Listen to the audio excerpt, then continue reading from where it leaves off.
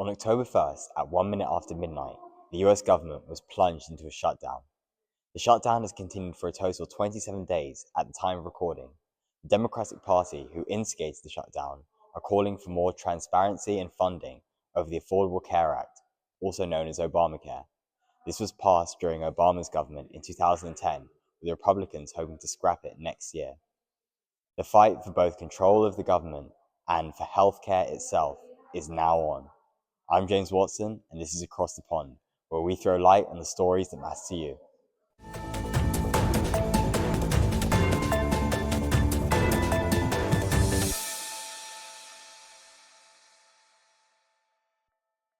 I do think the effects of the Trump administration will be seen possibly for the next century. Right. But I don't think it will completely destroy and wreck the country. I do think that there is still a strong base, even just a centrist base, that could hold the country together. The shutdown is hitting US colleges hard, with grants for research stalling and financial aid delays around tuition fees. Democrats in Congress have argued that Republicans have refused to negotiate in good faith and are sabotaging effective government in the process. Speaker of the House, Mike Johnson, had this to say. The simple truth is Democrats in Congress have dragged our country into another reckless shutdown to satisfy their far-left base. That is the truth. Whether or not the government remains open or reopens is entirely up to them. With polarization between the two parties at an all-time high, the rhetoric coming from both Democrat and Republican parties in relation to the shutdown seems to only be stoking the fires.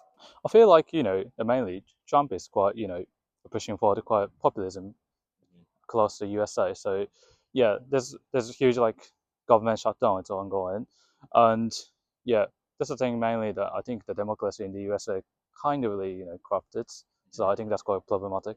Right. Yeah. Almost a month down the line, the Republican-controlled Congress is now weighing their options. It is clear that the government is now running out of road, with almost 40 million Americans losing food benefits in the midst of the shutdown.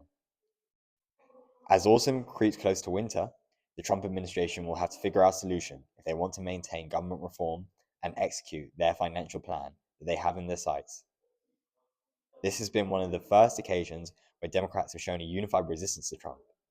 Prominent Democrat politician Alexandra Ocasio-Cortez said this: "This moment is a test.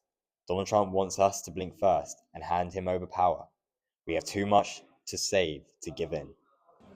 The US is definitely not where it used to be in terms of I'd say in terms of how much I respect it as a country. I used to love the US.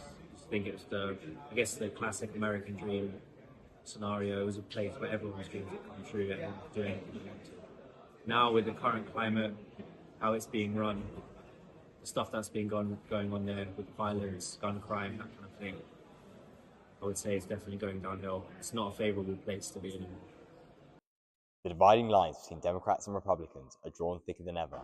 As gridlock dogs the country, and Americans young and old feel the pain, the question becomes, how much more fighting can the country take?